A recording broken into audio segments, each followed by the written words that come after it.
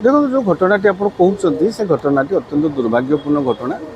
गोटे तरुण जड़े युवक माने अल्प बयस निज जीवन जीवा आगु मृत्युर सामना कर घटनार तदंत हवा आवश्यकता अच्छी। ये घटना को गणमाध्यम अनुरूप न्याय दे या प्रसार करने दरकार, कारण से जन गणमाध्यम प्रत्येक घटना को एभली क्षेत्र में कौ माने अपराधी कहीं गोटे एभली जड़े युवक जीवन चलीगला सी आत्महत्या हो बा हत्या हो, जदिव पुलिस यूडी केस दाखल यूडी केस दाखल करके तदंत करुच्ची, अनुरोध रही घटनार जड़ पर्यंत पुलिस जाऊ एवं जो माने जो परिस्थिति यही घटना दायी संपृक्त व्यक्ति बा संस्था विरुद्ध में कार्यानुष्ठान ग्रहण कर। आपण कहते जो कथा आपण भी कहले जे प्रभावशाली व्यक्ति मान रही, प्रभावशाली व्यक्ति चापरे आज्ञा हुए तो किसी दिन सत्य लुचि जाई पारे।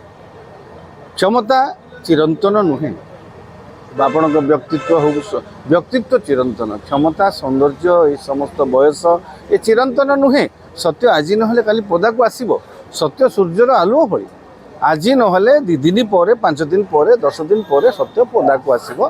ताकू कहीं अटकई पारिबेनी, लुचई पारिबेनी। निहाती भाव में जो संपृक्त गणमाध्यम कार्य करुवा युवक जनक कहीं अभियोग तो अनेक हो संस्था तरफ चाप होता, आम ताकू एत शीघ्र ग्रहण कर।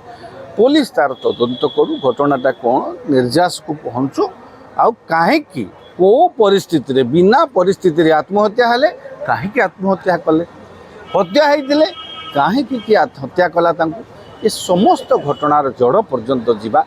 जड़े लोक के खुशी जाइए आत्महत्या कैनि से चाप बशवर्ती नहले से एभली एक भूल निश्चित एक्सट्रीम स्टेज।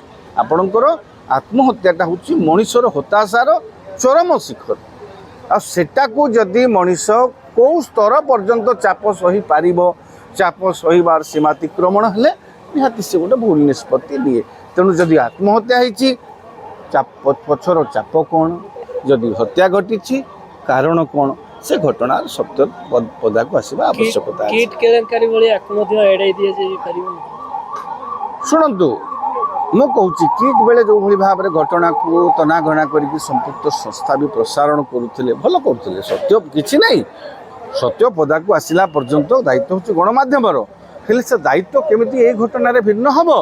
ये भी जड़े आपणकर कर्मचारी, आपणकर संस्था कार्य करुवा कर्मचारी प्रति आपण जिमिति उत्तरदायित्व किट बेले देखी एवं अनुरूप उत्तरदायित्व आप देखा। आप निजर कर्मचारी से गोटे क्या परिवार पुओ कहार गोटे भाई सी, हाँ तेणु ये गोटे अकाल गोटे जीवन चलीगला, ता परिवार को न्याय मिलवा दरकार। आ गणमाध्यम संपृक्त गणमाध्यम निज कर्मचारी आगे आसवा दरकार। घन घन न्यूज परिवेषण करी पुलिस उपरे चाप प्रयोग करी निहाती भाव में सत्य को पदा को आनिबा दरकार।